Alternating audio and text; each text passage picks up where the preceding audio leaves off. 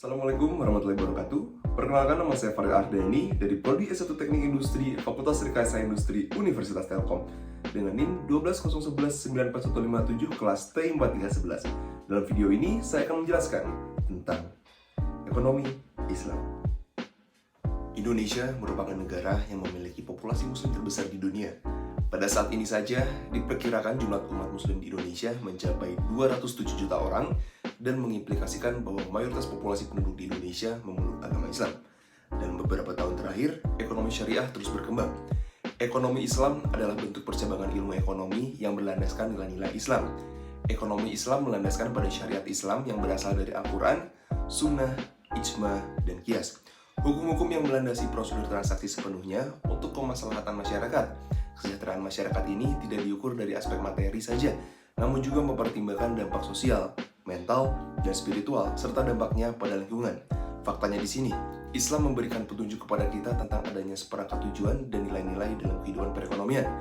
Islam memberikan kepada kita sikap psikologis dan satu spektrum yang mengandung motif-motif dan insentif. Islam juga memasuk prinsip-prinsip hubungan perekonomian. Fenomena di sini banyak berbunculan lembaga keuangan yang berbasis syariah. Mengingat Indonesia merupakan negara yang mayoritas penduduknya adalah muslim, semakin banyak pula masyarakat yang sadar dan mulai beralih ke perbankan syariah untuk menghindari sistem riba dan berbagai aktivitas ekonomi yang tidak sesuai dengan syariat Islam. Karena itu, pengetahuan ekonomi Islam menjadi salah satu kebutuhan di masa sekarang ini. Permasalahan di sini akan tetapi, apa sesungguhnya yang membedakan antara ilmu ekonomi Islam dan ilmu ekonomi yang berlaku pada umumnya yang sudah biasa kita kenal dengan ekonomi konvensional? Analisis di sini dalam pandangan Islam tidak dapat netral terhadap nilai-nilai.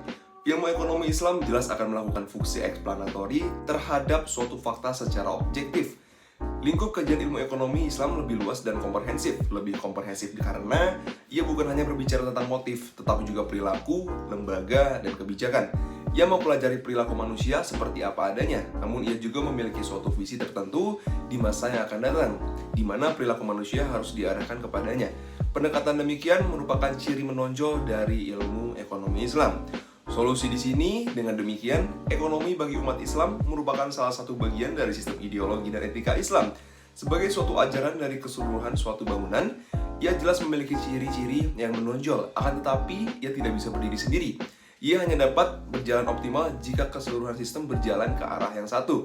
Karena itu, Islamisasi ekonomi hanya mungkin terjadi secara efektif dan komprehensif jikalau hal itu dibarengi dengan Islamisasi di bidang-bidang kehidupan yang lainnya.